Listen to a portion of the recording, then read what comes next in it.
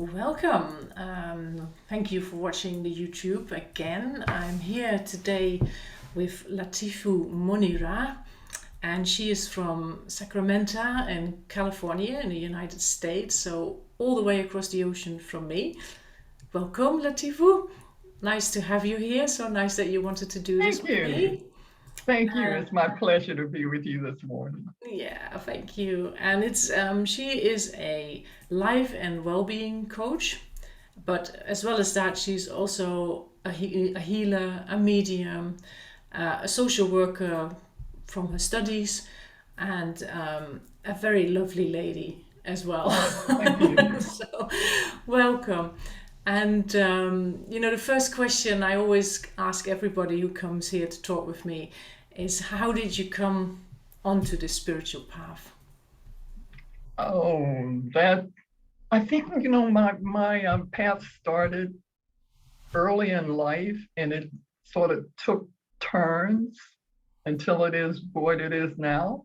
Um, and I became really involved with eclectic approaches to God.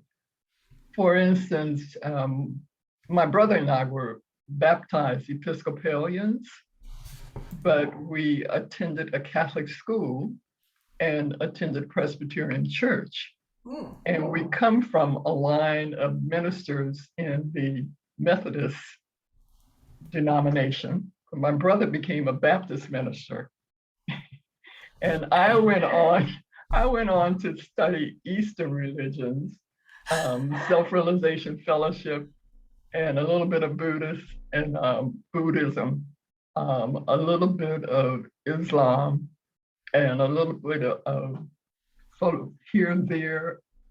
And I just kind of fell into it because I really felt that I wanted to be close to God and didn't quite know how to do it, and didn't really feel that each one of the paths that I was on was it. When I was on a path, it felt good. And then, it's like, okay, what else and what else?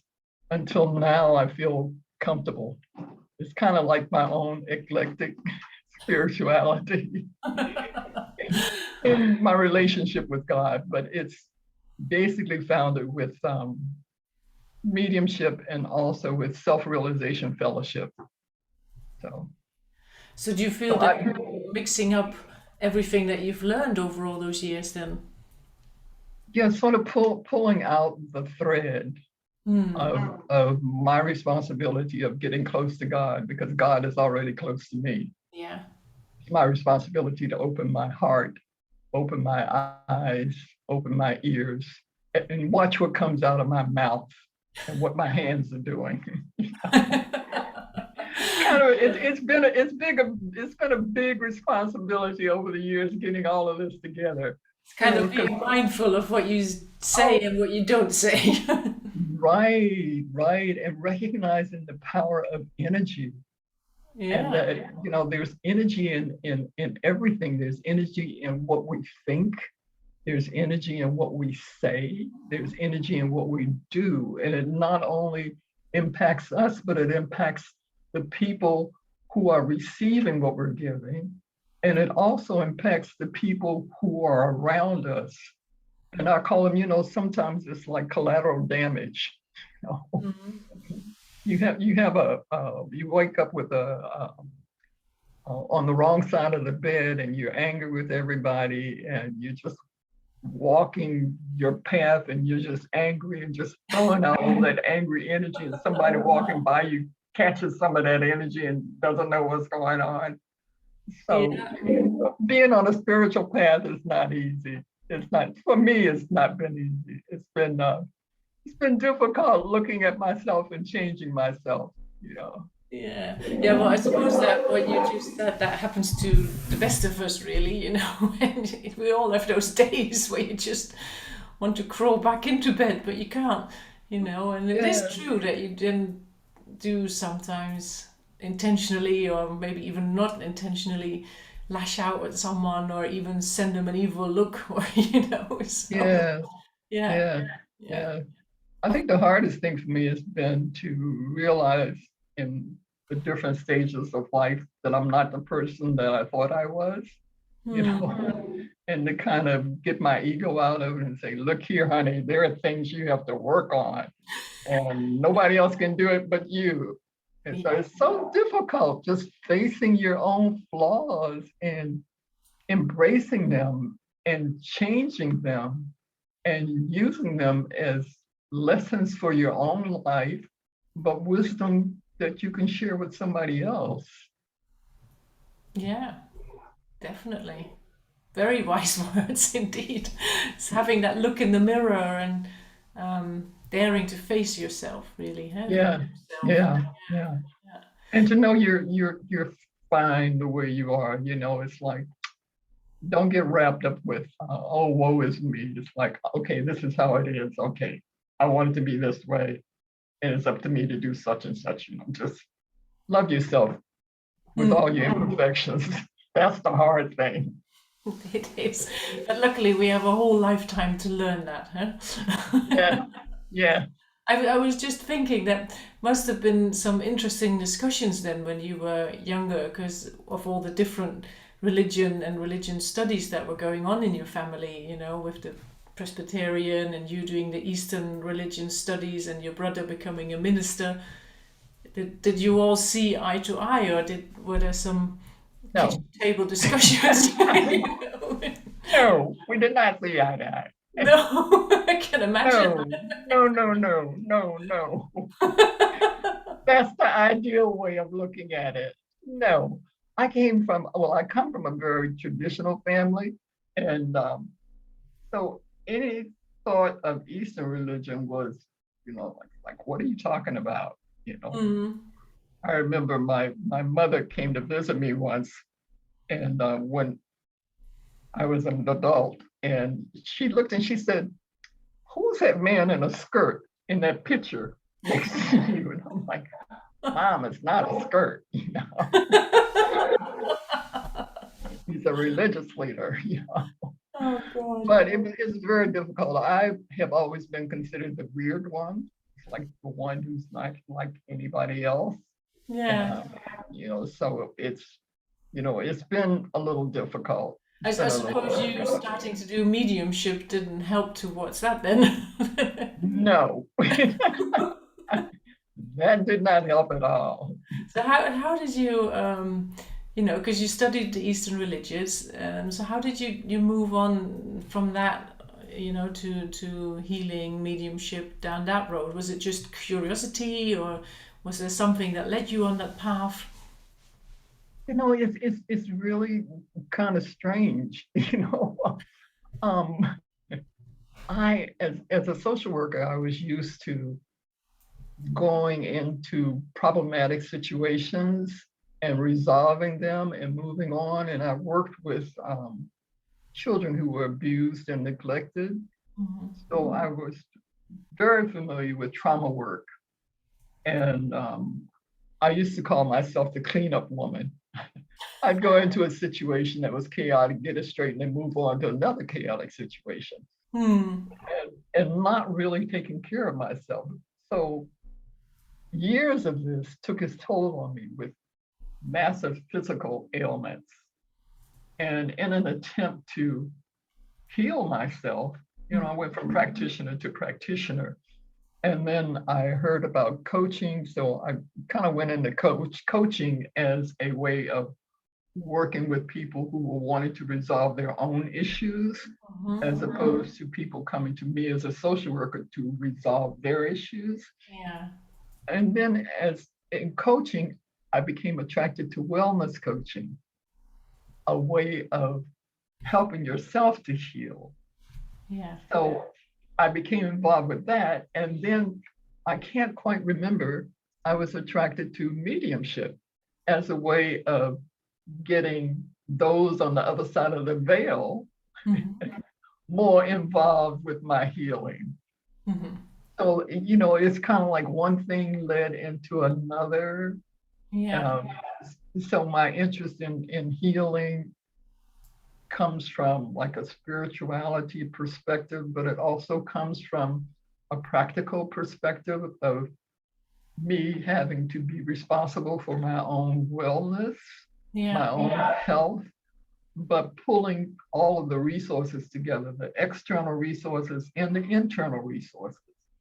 And for me, part of the internal resources are the spirit people and the spirit guides Yeah. that we can't see. So it's like I'm one that when I'm in pain and I'm hurting, I'm calling on all the help I can get, you know, Yeah. to help me to be better, you know. Yeah. I love how you mentioned when you said you were a social worker, you were responsible for healing or helping others. And whereas when you went into coaching, you found out it was you were more helping them heal themselves. You know, there's like this subtle difference between Yeah, you doing all the work and people being responsible for their own healing and guidance. Yeah. Um, so in that respect, I like that. I like that little move you've made there. So now you're still doing the coaching, life and yes, well-being, yes, and I suppose you use whatever guidance you can get yes. to help people in that. Yes. So With the coaching, excuse me, yeah. I don't necessarily call on, mediumship in a Hmm. coaching session. But before each session, I ask for guidance, the best way that I can help the person toward Hmm. self-healing, and use a great deal of intuition in terms of working with people. But really, I'm interested in helping people to jumpstart their own resources and not really have to come to me. That sounds ridiculous, doesn't it? It's like, oh, you get the money. What are you doing? But my feeling is Are you earning it? it's so important for people to recognize their own power and Yeah. their own power in terms of living healthy lives and beautiful lives. Mhm. So why not teach somebody how to do this as opposed to being dependent on me? Yeah. I teach you and you can go out and you can help somebody else. And once you leave, somebody else comes in your spot, you know. Yeah. So I can help them and then they leave and somebody else comes in their spot. Yeah, exactly. So it's And all about, being in charge of your own life and calling upon your resources mhm. and the resources of being connected with other people and also being connected with the spiritual world. Yeah. Because we're not in this alone. Yeah. That's beautiful. Beautifully said. Yeah. And it's so true that what you say that it's better to help people so they can do it themselves rather than make them dependent on you. Eh? And Right. so that is really beautiful. And I think in that way you can definitely give people a kickstart in their lives and Mhm. let them see the beauty of what could be in their lives. And that's really wonderful. Yeah, so we're chatting for a bit already. Do you have any future plans or anything that you want to share with us, or maybe some last inspirational words that you want to share? It's your space. I would say the most inspirational thing that I could share is love yourself. Be very realistic in the fact that nobody's perfect. Hmm. That being down here on the ground, as I call it, is a training ground, and it's hard. Hmm. And acknowledge it when you feel it and move beyond it. Don't get sucked into the woe is me. It's like you're in pain and move beyond it and ask for help, not only from your friends and family, but ask for help from the spirit world. And you'll be surprised what you can get because they're there. Hmm. And and it's like one you call upon doesn't have the answer, you'll find out. You know? I basically say, okay, I want so-and-so to come and help me do blah, blah, blah. And if you don't know it, you know, find somebody on the other side who does know it. You know? And then someone comes who does know it. You'd be surprised, you know. And you know, it's like when we ask for something, we can get it in a way in which we don't expect it.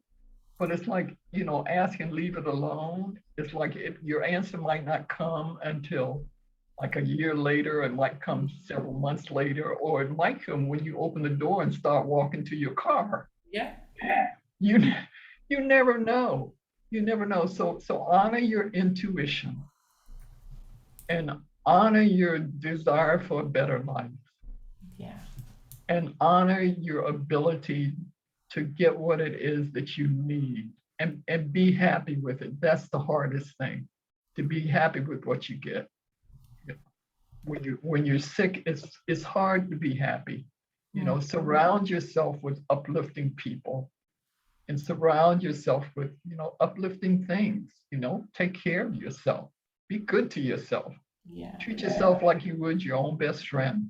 You know? So, Very true. And I can only say amen to that. And thank you very much for joining me. It's thank you. lovely doing this chat with you. If people want to connect with Latifu, she is on Messenger. I will write it in the descriptions afterwards. But thank you again so much for taking the Thank time. you. And I wish you all a wonderful day.